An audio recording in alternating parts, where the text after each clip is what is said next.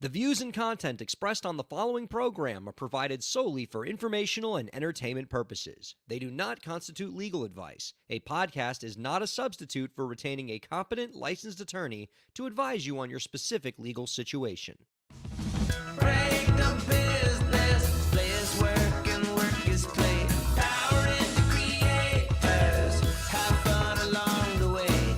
Break the business, doing what it takes.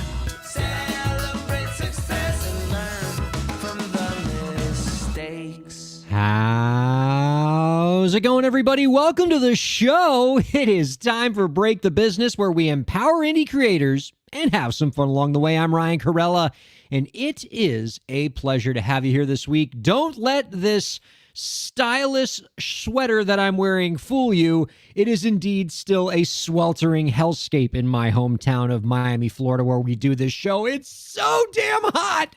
For the second week in a row, I cannot handle this. And this is June, okay?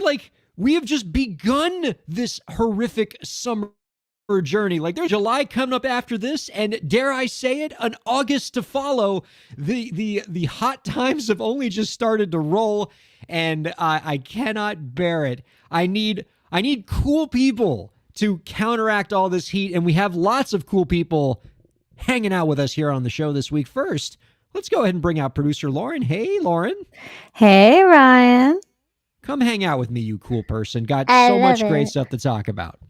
Well, I'm here in Miami too, so I am quite hot. This is merciless. Is there recency bias for me here? We've lived in Miami most of our lives. I don't remember, it's always been hot because it's Miami, but I feel like this year in particular, it's a special kind of nasty outside. It's the sticky humid thing that we've got going on. It's sticky. So it's not just hot. It's not so much the heat, but the humidity that'll kill you. And whenever people say that, of course, that's unbelievably obnoxious, but it is so true. I don't know. I always see Cool Runnings in my head whenever we make that reference. So even though it's totally applicable here, it still cracks me up because I see a bunch of Jamaicans getting off into freezing cold snow. And I'm like, yes, that scene in Cool Runnings where the Jamaican bobsled team takes one look outside of the airport in Calgary for the first time. And they just see the whoosh, blizzard everywhere. Yep. I have the exact opposite when I have to stand at my front door and I just look outside knowing I have to walk to my mailbox while I just have just fire breathing on me. It's absolutely miserable. And you're pretty cool, Lauren, but we got more cool joining us on this show to keep the cool coming. Our guest coming up in the next segment, Detroit-based neoclassical pianist Black Bach is going to be joining us. He's going to play a little piano for us, talk about his social activism work, his new album. He's got lots of great advice for the indie creators. Have we had, Lauren, since you've been producing this show, have we had a pianist yet? Is this a new one for us? I'm so excited. This you is have no cool. idea.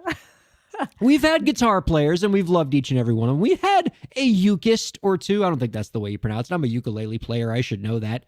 We're going to call them. We've had ukulele players, but I think the good old-fashioned ivory ticklers, the 88 keys, we haven't had one since this has been a live stream podcast, and I'm excited to bring that to everyone.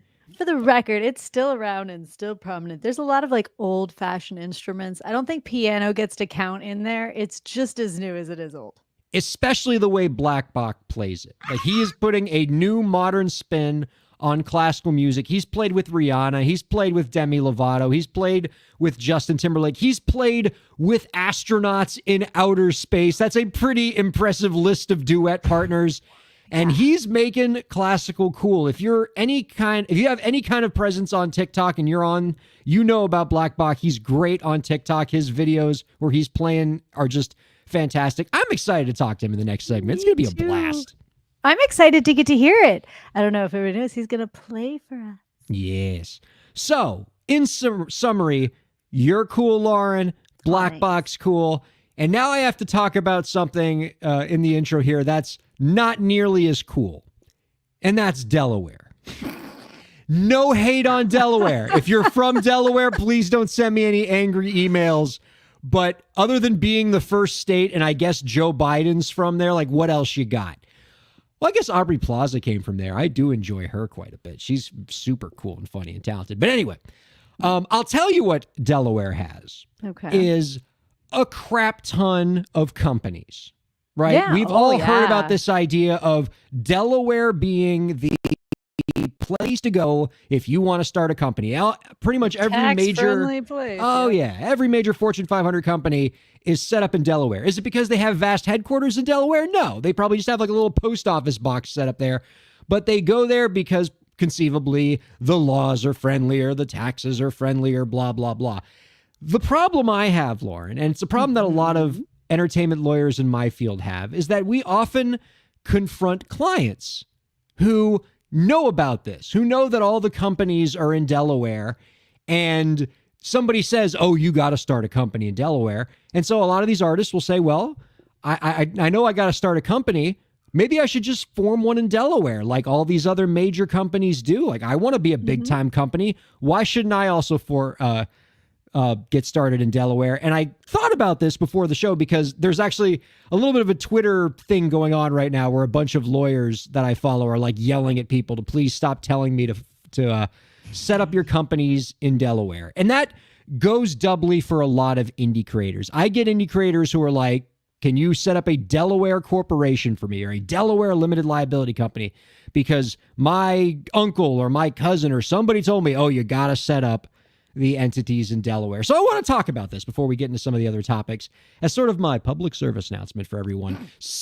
Unless you are a big time company doing big time things, unless you're bringing in investors and you got a complex corporate structure, please stop asking about setting up your companies in Delaware. And why is that?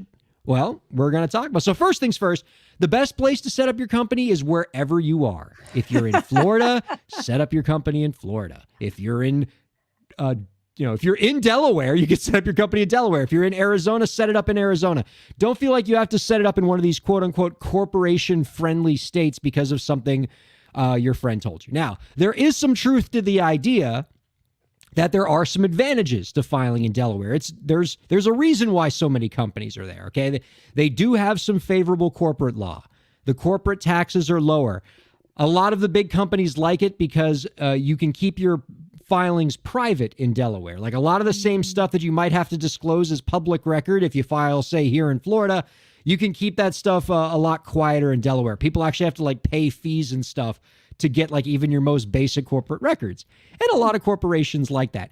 Similarly, if you're trying to get like big time institutional investors investing in your company, they're going to want to know that you're in Delaware most likely because they're going to want to know that they get it from that favorable corporate law.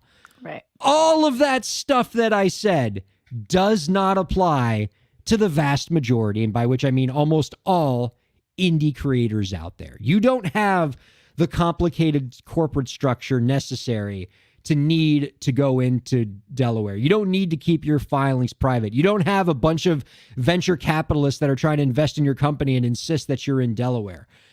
If you don't have those things and you file Delaware, all you're doing is giving yourself a filing headache.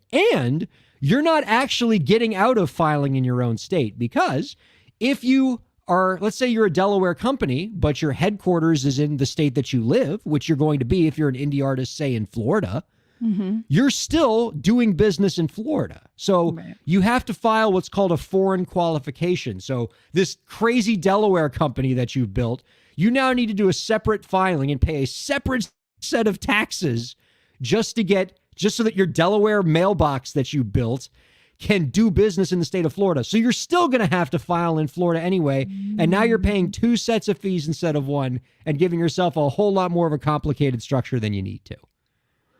And they're charging like the whole commerce within your state or, sending commerce across state borders laws have changed too.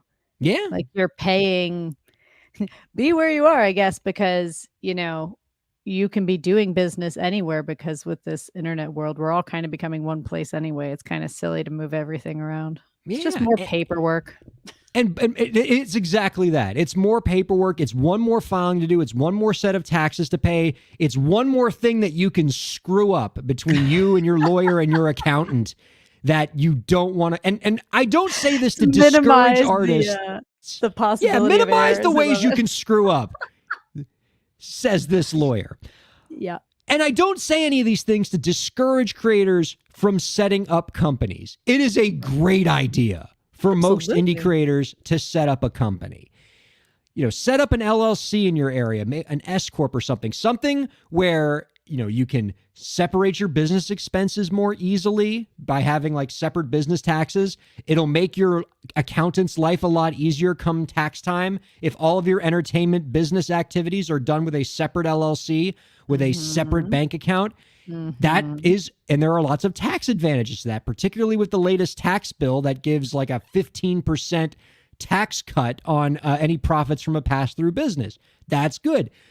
Setting up a company can also give you limited liability. If your entertainment activities get involved in some kind of lawsuit, you can be more insulated personally from that lawsuit by having a separate company. Your mileage may vary depending on what state you're in. Again, adhere to the thing I said in the beginning about none of this being legal advice. But generally, if you are an indie creator making some amount of money, doing some amount of activity, setting up a company is generally a good idea. But unless you become a multinational brand like you're Beyonce or something, you don't need to file in Delaware. File in your own state. Take advantage of your own state's laws. Don't make yourself have to file two different corporate filings because you filed in Delaware and then you also need to file in your home state so you can do business in that state. Too many headaches. Keep your life simple and take advantage of the in-state corporate filings that are available to you so you can get lots of advantages from that. And on that note, not on that note, protecting yourself insurance-wise is awesome. Yes. Which is not an easy thing to do, especially if you're gig to gigging. A lot of venues and stuff will require you or ask you if you have something that'll pass on liability to insure your own things. And pitching something that I carry for my companies, but I'm not promoting in any way, is the National Association of Mobile Entertainers, NAME. And they're an organization that does a lot of stuff with DJs and other small things. But if you're touring, performing, going anywhere to live venues, they have some deals with an insurance company that can insure you through multiple venues and where you're traveling and touring. And it's affordable comparatively to paying for each gig. So whether it's that or something else, yeah, protect yourself with paperwork and protect yourself from liability, because it just takes one person getting really mad at you to tie you up in paperwork and legal things and ruin what you actually want to do in this field.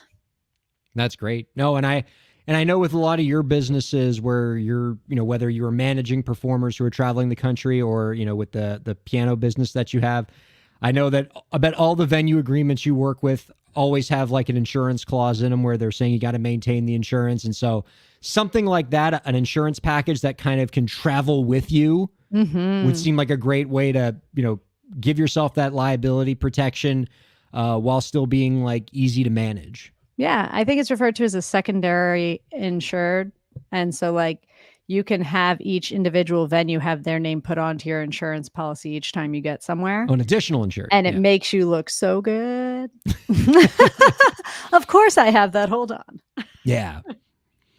And, it's, I know a lot of, most artists who are signing those things, they almost always have insurance clauses in them. And I know a lot of artists who just ignore that. And I've worked with clients where they ignored that and something went wrong. And what could have been a simple matter for the insurance companies to sort through now became lawsuits that they were personally involved with. And it's almost always better. It's always better when you have an insurance company. So I got another listener question here, Lauren. That I like this. Yeah, I like those too. Mainly because it's less work for me. Because, sometimes coming up with topics is hard, but every once in a while you get a question that comes in the email and you're like, content, blessed content. Yeah. It's from a musician, Lauren. The question is, I'm working out a contract with a producer. He says he wants points. What are points? Is that like a percentage of the money that I am getting? That is a great, great question. And what I like about this question is that the use of the term points is such a nice demonstration of how the music industry has evolved past some of the terminology that we use. So the term points comes from the old days when like artists were signed, to major label deals. So when you're signed to a label deal, the label gives you a royalty, right? Like 15% or 18% of the MSRP of the record that's sold at Specs Music or Kmart, or back when we used to buy music in stores. And so if you wanted a producer to produce your record, as most artists do, they don't self-produce, particularly back then, is to compensate the producer for their work, you would give them points, which is basically some of your percentage that you're getting from the label. So if the label is giving you a 15% royalty and the producer is getting 4 points, you would then give 4 of those 15 percentage points to the producer. So now you're getting 11 and the producer is getting 4. And so a lot of producers still kind of hold firm to that notion, like, oh, I got to get points on this deal. The problem with the use of points, especially for indie creators, is if you're not working with a record label deal where you're only getting like 15%, a producer getting points doesn't really work anymore, because an indie creator isn't just getting 15% of the royalty. They're an indie creator. They own it. They're getting 100%. So the producer shouldn't be getting 4 points, because that's only 4% of 100%. You have to kind of multiply. Say, is a point a percent? Because I think I've heard of like the 1 to 4 deals or something like that, a 1 to 2, where it's like once it starts making profit for every $2 or every dollar that comes in, you get 2 and I get 1 or something.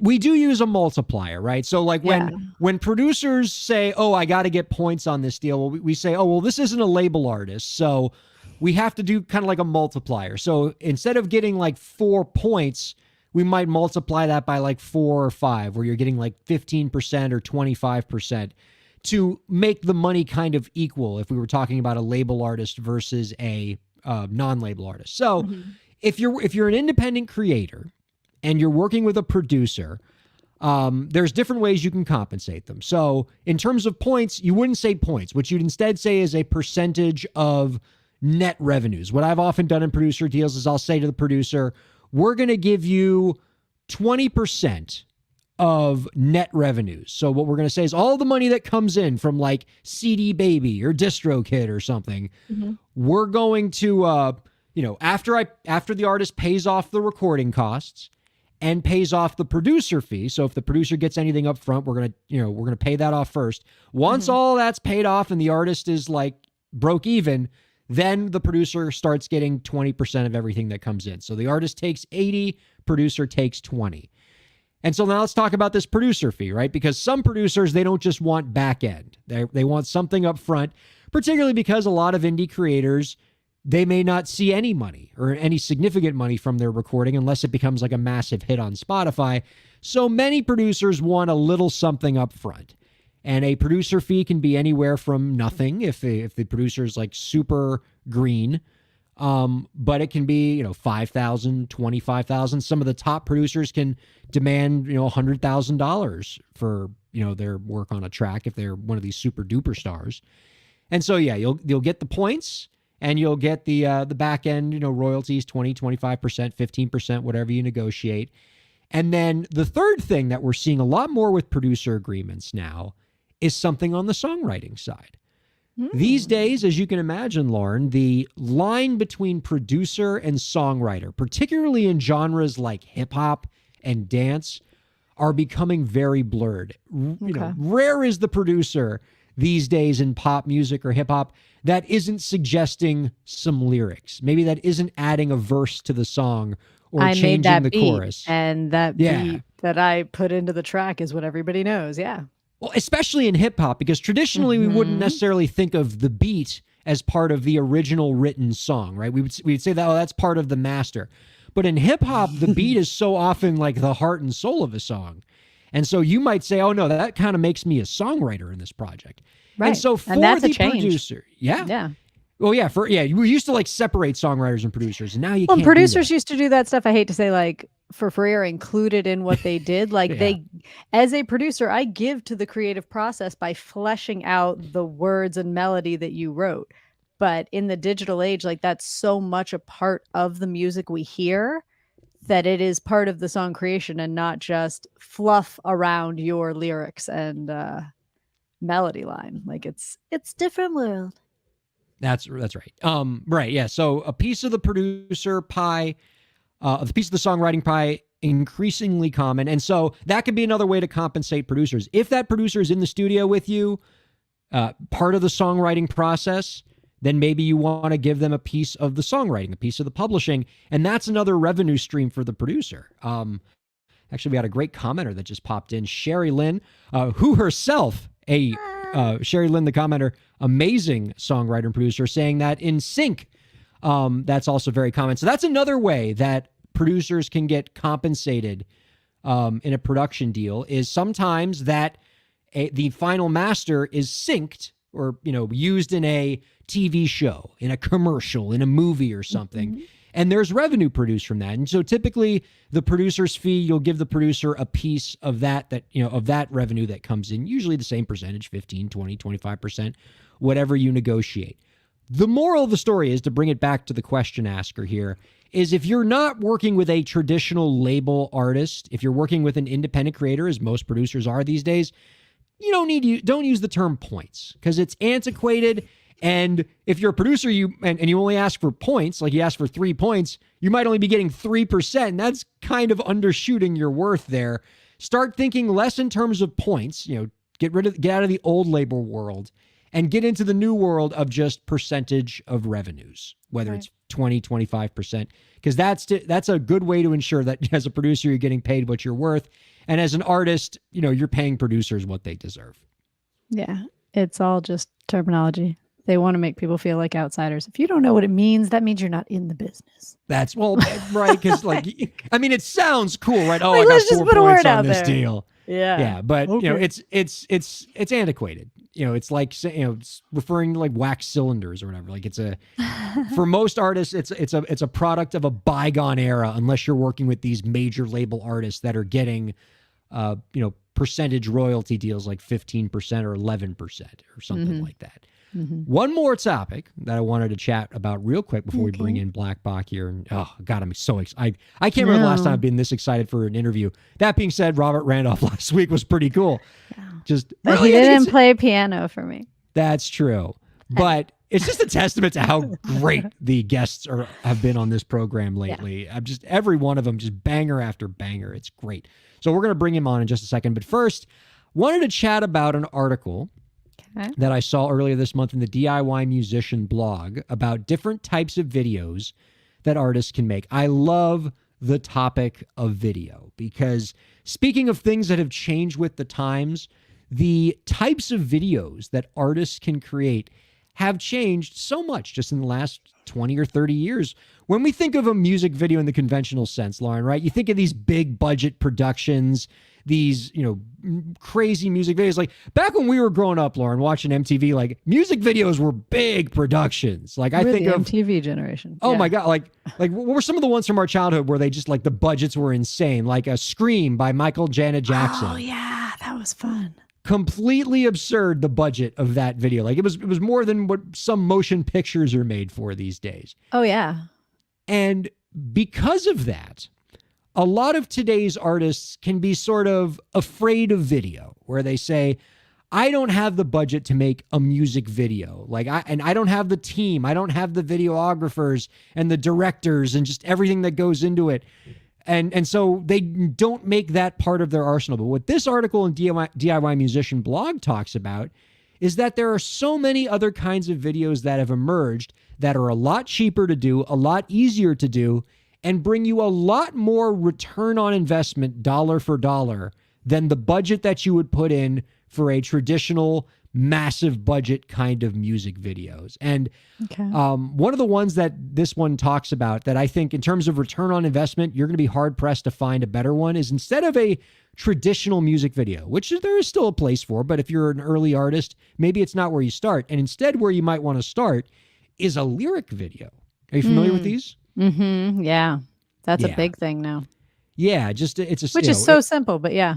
yeah, so simple. It's just it's your song with the lyrics printed, and the simplest version of it can just be kind of like a PowerPoint where you just show the lyrics like karaoke. It's like karaoke, style. right? Exactly.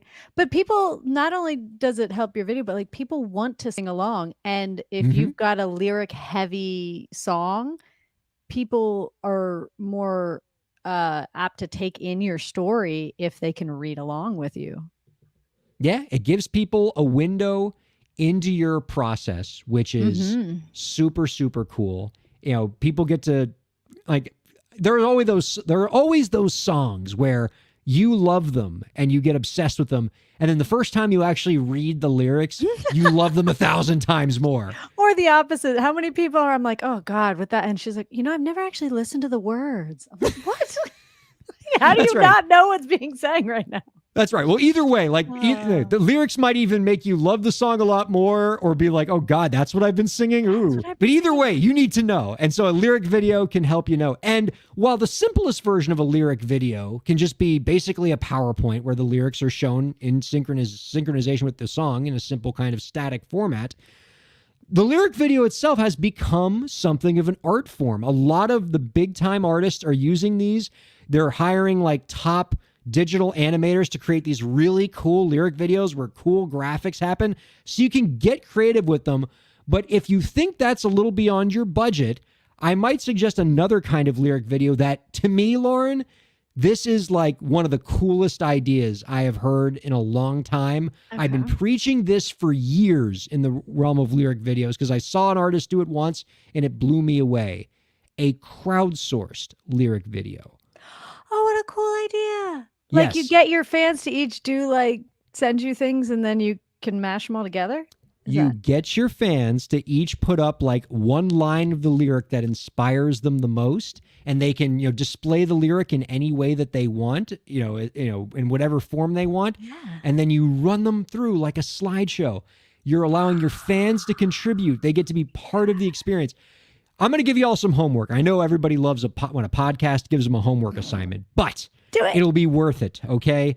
There is a song, one of my favorite songs. I mean, putting aside how amazing the lyric video is, just one of my favorite songs, period. Okay. It is called I Believe by Christina Perri. Okay. Christina Perri created a lyric video for this that was fan sourced. Okay. So she invited all of her fans on Instagram to create like Instagram photos of each line of the song. It is beautiful. It is a masterpiece. And it was so easy for her to put together because the fans contributed everything. It was a super simple editing process, and it allowed her fans to kind of translate what the song meant to them. And it was such a cool experience. And I love the song. I love the video. And think about how easy that would be for a lot of indie creators and how much their fans would enjoy it. Yeah, people like watching themselves. Like they'll tune in to see if they made the video. Like, not in a bad way. Yeah. In a rewarding way. Thank you for paying attention to me. And they go, oh, look, it's me. And then they tell their friends, and it's advertisement, and it's networking, and it's community building. Lauren, I can't tell you, or this is my crusade. I cannot tell you how many artists how many clients of mine I have tried to sell on the Christina Perri style fan-sourced lyric video. I've had this talk with so many clients. I'm trying to get so badly one of them to do it because I know it's going to be successful, but nobody wants to take creative suggestions from the lawyer, right? Whatever, lawyer, just go read a contract. But I'm telling you, this is such a good idea. Viewers, look at me, all right? I never look directly into the camera. I'm looking directly into the camera. Somebody do this because I'm telling you, it's going to be a good idea for you. It gets your fans engaged. It gets you engaged. It's super easy to put together, unlike so many lyric videos can be. This is a win-win-win, man. And it makes everybody happy. And that's hopefully you want your audience to be entertained. Right, exactly. I mean, you can be playing other stuff, but you want people to be entertained or you wouldn't be an entertainer. That's right. And anytime you can get your fans involved in general, just, why not? Because, it engages them. They'll feel part of the experience, and it's less work for you. Anytime you can outsource to your fans, you got to do it, man. Yeah. All right. Well, I'm excited for what's coming up in the next segment. Let us take a break. Let us stretch out and let us come back in 2 minutes. We got Black Buck joining us next on Break the Business. Kairalla here. I hope you're enjoying the show, and I hope that you're getting a lot out of it. I do what I do because I care about creators like you. A lot. I've dedicated my career to helping creative professionals, entrepreneurs, and organizations move forward. I do it by hosting this program, and I'm also proud to do it in my legal practice. If you're a creative professional looking for solutions-oriented legal services to help you further your goals, I'd love to help. My firm RKPA does contracts, commercial law, copyright, trademark, and more. Visit rkpalaw.com to learn more. That's rkpalaw.com. Ryan A. Kairalla, PA, Miami, Florida.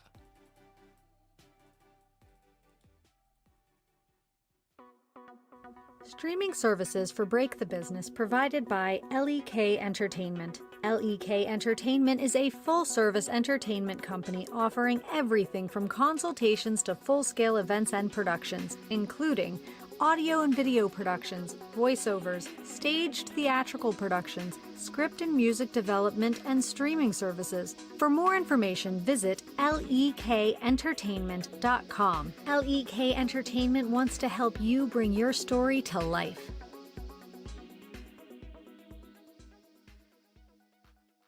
Thanks for supporting Break the Business. If you have a question or topic that you want us to discuss, email us at breakthebusiness@gmail.com. You can follow the host, that's me, on Twitter at Ryan Kair, and you can follow the show at the BTB Podcast. Be sure to subscribe to the show on Twitch, YouTube, and Facebook, and on all major podcast platforms. And now, let's get back to the show. Welcome back to Break the Business, everybody. Ryan Kairalla and producer Lauren here. Just thanking you from wherever you're checking us out for checking us out. And a special thank you, a big old mwah kisses to our lovely humans over at Slam Radio Sirius XM 145 for giving us a satellite radio home that we have just made ourselves at this home. We've put our feet up. We are Loving raiding your it. fridge and just loving every minute of it because we get to bring amazing creators on that platform to all of you like we're going to do right now. Our guest this week, let's go ahead and bring him on. He is a neoclassical pianist, originally from Detroit, who has played with Rihanna, Justin Timberlake, Demi Lovato, Cirque du Soleil, and more. The deluxe version of his debut album, Black Book, is available now, and you can find out more about his work by visiting www.blackbok.com. That is BLKBOK.com. We are happy to welcome Black Buck on To Break the Business. Hello. Hey, what's up, guys? How are you?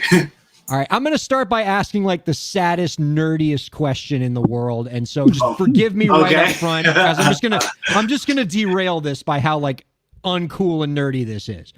Okay. Do I call you Bach? Is that what you prefer? Yeah. Like if we're looking for something shorter, I can go with the full Black Bach. How are we doing? You can call me Bach. That's everybody does. Well, fine. I do want to be everybody. That's very you cool. fit All right. in that. Yeah. So I gotta say, man, I've been digging your TikTok. I've come across your TikTok well before I had you coming on the show. So like when your publicist emailed and said, would you like to have Black Buck? I was like, yeah, I would. Because his TikToks are awesome. And one of the first things I wanted to ask you, if I ever had the opportunity to meet with you, is just to kind of talk about the beginning, all right? Because I'm just imagining, all right? This is, you were just as much influenced by the hip hop scene of Detroit as you are by the classical music, and all the way back to the originals, including Bach. And I'm just imagining you being an 8-year-old piano prodigy. You're growing up in Detroit, and everybody around you is listening to hip hop, and you're being inspired by it, but you're also playing classical music in your house. And I'm sure your friends thought that was super cool and didn't ever make fun of you once for it. No, that's not. Talk about that experience. What was it like kind of living those two musical lives simultaneously back Oh my then? gosh, it was so weird. Like my sister, who's a little bit older than me, she's also a pianist, and we used to complain to our parents all the time, like, Mom, we're not normal. We just used to hate, we thought we weren't normal kids. It would just be so bad. My friends would come, and the back room of my house growing up was where the piano room was. And my friends would come knock on the window, and they have the basketball, and they're like, come on, let's go play. And I'm like, nah, bro, I got to practice. They're like, oh, you suck. And then they run off. So it was not easy. You know, it was really a bit of a challenge. But the thing that was really cool was I had a middle school band director, and she would have me perform like every week in front of the students. And I always wondered, why did she have me do this? But part of it was to break out of that nervousness. If you can perform in front of your peers, you can perform in front of anyone. So, you know, a lot of it was, you know, that ebb and flow, that balance of trying to figure out, like, okay, am I listening to Ice Cube today, or am I listening to Rachmaninoff? Like, you know, trying to figure it all out. And it was just a crazy balance. Your teacher had such a good point about that in terms of being able to perform for either of those groups, because at that age, I would have sooner performed in front of 100,000 strangers than 5 of the people I went to elementary school with. Well, so how did you get exposed to the classical music? Did you find it yourself? Did your parents just sort of force it on you? Like, how did this get into your life? Oh, hell yeah. My mom's rule was, if you don't practice, you don't eat. Well, that was my question when you were like, I got to practice. I was like, was that choice, or was that like, do it? It was forced. It was forced. I mean, she had a really good thing that she wanted to do. Both of my parents, I give them both credit for this.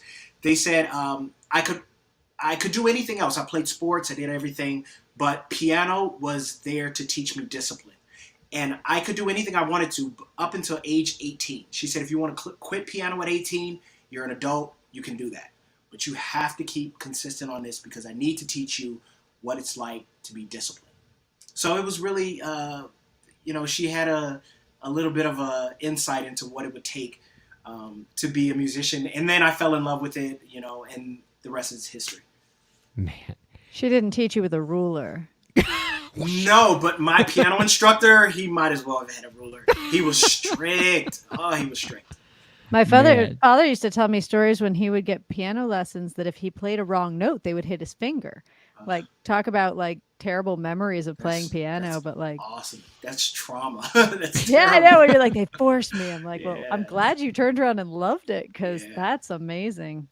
Yeah. Once the piano's playing in your head, I think you think in that language. Yeah, very true. Well, I'm blown away not just by how well you play, which if anybody, you know, goes and checks out your music, it's obvious, like an incredible amount of skill there.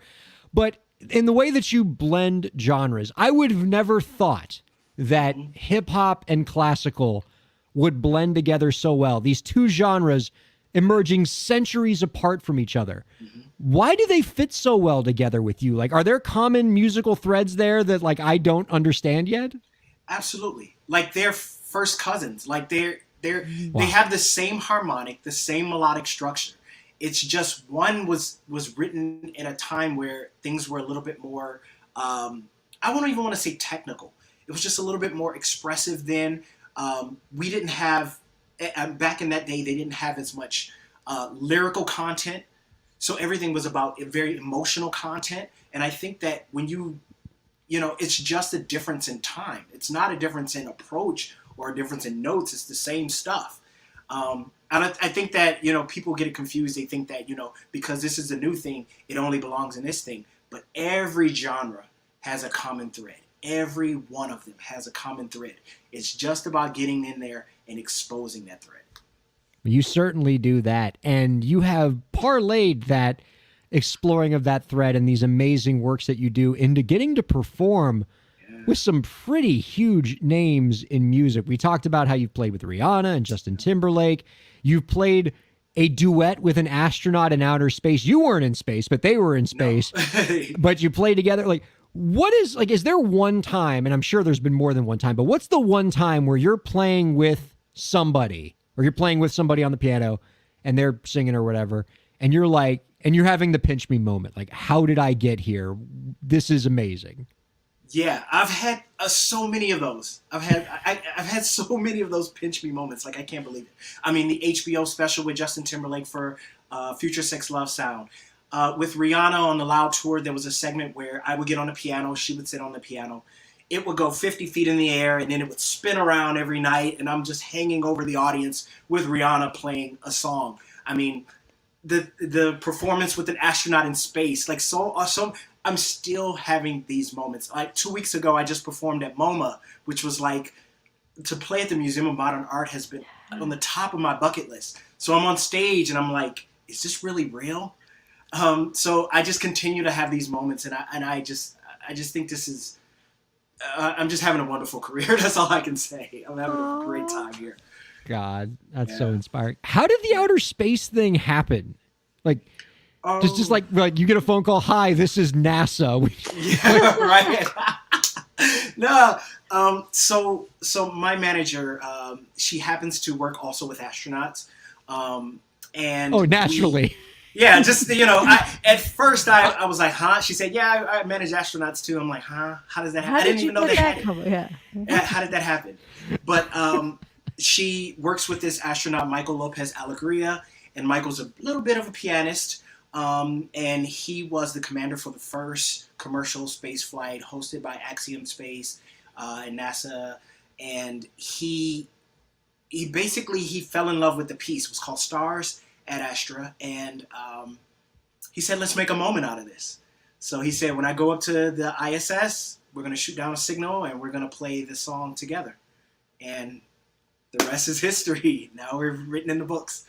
So this is going to be a super like audio geek question here, but we had a few weeks back, we had a guest, a CEO of a company called Jack Trip Labs, who's creating this technology that allows people to play together remotely simultaneously without any lag. Because he talks about, like, if you're like, on one side of the country and somebody else is on the other side of the country and you try to play over Zoom or something, it's not going to work. So how are you able to play a duet with somebody in outer freaking space? Yeah. Like, The secrets. no! I could tell you, but then I'd have to kill you. Exactly. Yeah, it was a little bit of a technical. I had a great team, though. I will say this: the team down in Florida, they really helped me out. We kind of hacked the game a little bit of how we should do it. Only NASA can pull this off. Yeah. Exactly. One of those, like, only these guys have the technology to pull this off. So it really went off really well. It's classified. It's classified. I can't tell you, but yeah. That's bonkers. But you could, like, not the how, but real time you were hearing and working when you're doing that project? Like, He's it already was said too real much. to you? Again. What's happening? Do you ask one more question, Lauren? Like, this is. a bunch of dudes in I like know. a I'm just dark gonna come van in are the gonna pull door. up to your And just, they're gonna take me first. Yeah. So it was a great experience. It was and an we'll be amazing experience. We'll be finishing this interview with our producer and guest in Guantanamo Exactly. because we asked too many questions about the outer space music project. Yes. But That's what we it's should call so amazing. I'm in awe of the incredible experiences you've got to have as a musician, and I mean, just deep down, you must be thankful that your mom glued you to a piano until you were 18, so you got to do this stuff. Absolutely. What an amazing woman. What an amazing vision. She and my my piano instructor, they just had a vision, and they executed it perfectly. And you That's managed wonderful. to parlay that art into a lot of great social causes. One of the things that we love around here when we have guests talk about how they're using their art, they're using their creativity, they're using their skill to make the world a better place. And you're certainly doing that. You have the What's Going On social series, which is just one way that social activism plays a role in your music. Can you tell us a little bit about that? Okay, so once a month on my Instagram, the third Friday of every month, I post a short piece. Actually, I write a short piece that speaks to something that we're dealing with at the moment. There have been pieces about social injustice, about missing girls, how black and colored women don't get as much press when they go missing. One's about the case of Julius Jones, who was sentenced to be executed, and about an hour before it was happened, he got a pardon. He'd always claimed his innocence. So there are very important things that are going on in our society, and sometimes they just don't get the press or the coverage that they need. And I feel that this is an opportunity for me to use my voice, the piano, to bring a little bit more attention to some of these things. That's wonderful. And have you found that doing this kind of work, is it getting some positive response, some impact? Are you hearing feedback? Absolutely. So after I usually post this song around 2 p.m. And then I do an Instagram live at 3 just to talk about the topic, and all kind of people from all different places chime in, and we have this great discussion. I've met some amazing, wonderful people who have been put in some very difficult places and have managed to make their way out and come on and give great insights and tell each of us how we can do better for each other. And I think that love and that fellowship is something that's so needed, and it's been an amazing experience. That's tremendous. What a great conversation you're creating using your music and using your platform. Really, really inspiring stuff. I'm just in awe of a lot of the stuff that you're creating, whether it's on your TikTok, whether it's with the artists you collaborate with, whether you are literally sending your music to the stars and back, or doing this social series stuff. It's really, really cool. And I do want to give people an opportunity just to, hear the music that you're creating. You have a new album out, the deluxe version of Black Book. It's available now. It just came out, this week? Yeah, it's Friday the 17th. Yeah. Yeah. And there was a song that your publicist said, this is the one you have to have Black Book play, because this is an amazing piece. The song's called The Hustle is Real. Can you tell us a little bit about it before you play it? Okay, so when I started writing this album, which I never anticipated, I will say this: I didn't go to music conservatory. I never took composition classes. So everything that you hear from me is one big experiment. I never actually knew that I could write classical music until I started doing it. But I was involved in a program called the Creators Workshop, which was a 100-day commitment to write every day, which I did. I finished my album in 121 consecutive days. But this program was me playing music every day, or snippets of music, and posting them to this platform. And I was along with some 300 other students, and we were all kind of doing this together. So it just became like a daily hustle for all of us. And I wrote this piece initially to honor everyone that had been through this experience with me. But then I found that there's people everywhere that every day they wake up like you guys and hustle and work to do something to get themselves or their families or their kids or something to a better place in their life. And that's who I wrote this song for, and that's who it's dedicated to. It's called The Hustle is Real. Yeah. Oh, man, that's fantastic. So inspiring. All right. We are going to clear the path here so that Black Box can play this. I know we've all been waiting for you to play something, so this is going to be great. This is The Hustle is Real by Black Box here on Break the Business.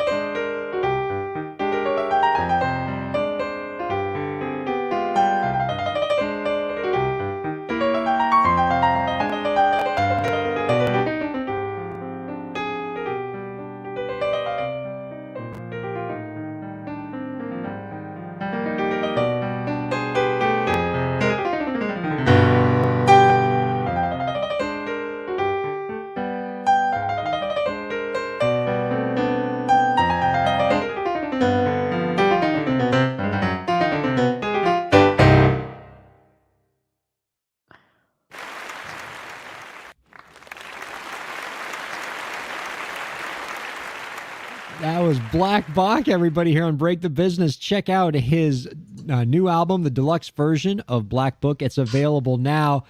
Bach, that was incredible, man. Any of the at-home listeners, any of our listeners on XM Radio or there that did not watch this live need to like go back onto our page and watch him. You play beautifully. Thank you so much. But you do it with your whole body. Like watching your face go on the journey that you're taking us on musically, like people need to come watch you play that because that was quite entertaining. You are so right about that, Lauren. The audio only folks are missing out on two key visual components of his performance. One is just the expressive way that him and his body moves. The other one that's a little harder to notice but is nonetheless very cool visually are Black Box fingernails. Yeah. So cool, the fingernails. Look at that. Oh, man. Dazzling. Piano players that can play like even boogie style, like when you get to watch your fingers move really fast, always entertaining. But when you add like texture and color elements, I'm always like, oh, there's the red one. Like, That's awesome. So much fun. Well, you seem like you're pretty purposeful about those fingernails. Like a lot of a lot of manicuring must be going into those to make them look that great. Absolutely. I think it's another way of, I'm an artist. It's another form of expression. It's another way to connect. Like, I think that, what we do is based in layers. And if there's another way that you can bring people into your world, that's what the color's for. That's what the other form of, plus it's another way for me to express myself. For instance, I work with Yamaha and I just did a convention for them and I played the new CFX. So CFX is written on my nails. Yes. Nice. And the other one are piano keys. So, it's just another way to bring people into my world. So you're playing the piano keys with the piano. The piano exactly keys. right. That's right. Yeah. So when you look down and those facial expressions are going into the piano, you're watching the piano on the piano and it's totally entertaining you, isn't it? No, I'm usually eyes closed. eyes closed and breathing. He's in there. Yeah. Fully in the zone. Fully immersed. Nice. Yeah. So cool. Well, thank you for allowing us to hear that song. That was such a joy. Before we let you go, Okay. Bach, one last question we want to ask you for all the indie creators out there. Do you have any last tips for the indie creators out there to help them move their careers forward? I have a great tip for indie creators. Find your voice. That is the most important thing. Do not be afraid of being different because you are different. Your voice is different. A lot of times when I lived in LA, I would go into sessions and they would say, hey, we want something like this person. And I would say, hey, we're only being silver medalists here, guys. There's no way for us to get the gold with the music that we're creating is because we're creating something that someone has already done. So the idea is to take some time, remove yourself from the rest of the world and discover what really is authentic to you. And not only just in your music and your creativity, but in yourself. Who you are, what you are, is the most important thing on this planet. And the relationship you have with you is more important than any relationship. So nurture that, feed that, and beautiful music will come from that. I love that. Great insight, Bach. This has been a real treat, man. Look, listen to me. You want to come back anytime you want. Doors always open. Awesome. We love your insight. We love your energy. We love your music. Happy to have you on again whenever I you want want to to come. hang out with his community. I want to Right? be a member hang out of with your you guys. community. Like I'm You gonna are. sit there and like listen to the talkbacks after these emotional playing. Like I'll go on that journey with you. Yeah, you guys are. Thank you for having me. This was so cool. This was so awesome. Like, I will come back anytime. I promise. Fabulous. We'll All right, take you up care. on that. Thank you Yes. so much. We Thank you Totally so will. much. You guys enjoy. Oh, how about that, man? like him. I'm blown away by the level of skill there and just and how he's right. It's got his music has the classical elements in it, the ABA sections that you expect and all that stuff, but you can definitely tell the hip hop influences are there, the pop influences are there. And he really is carving his own path and doing something different. And people are responding, whether it is kids on TikTok who are obsessed with him, or it is the biggest names in music who want him playing piano for them, Or if it's your just- humble producer who's totally going to be sitting there listening to piano music all night. Just putting that out there. And your endorsement's certainly meaningful. You work with piano players for a living. You have worked alongside some of the most skilled piano players in the world. And I saw the look on your face while he was playing and you were blown away by it. He holds his own. I mean, he like he doesn't know this. No, but he could totally tour with any of my guys and I would not be ashamed. He'd be amazing. Yes, indeed. And there's plenty more where that came from, viewers and listeners. I encourage you to check out blackbok.com. That's BLKBOK.com, so you can just fall in love with his music. Check out his TikTok as well. It is a absolute treat. And join the community on Instagram. Yes. I'm going to be hanging out there now, so you have to come hang out with me. The great guests keep on coming, viewers and listeners. Next week, we're going to be joined by songwriter and producer Chevy Smith. Really, really great artist. That's going to be another great one. I mean, we got a little winning streak going here, Lauren, of just incredible guests who are blowing us away week after week. And frankly, I owe that to the viewers and listeners, because the kind of folks in the industry who put people on shows like this know the community we're building. They know what we're doing around here. They love it. And because of that support, we get amazing creators like Black Bok joining us week after week and just really making this show something special. It's so much fun to work. I love it here.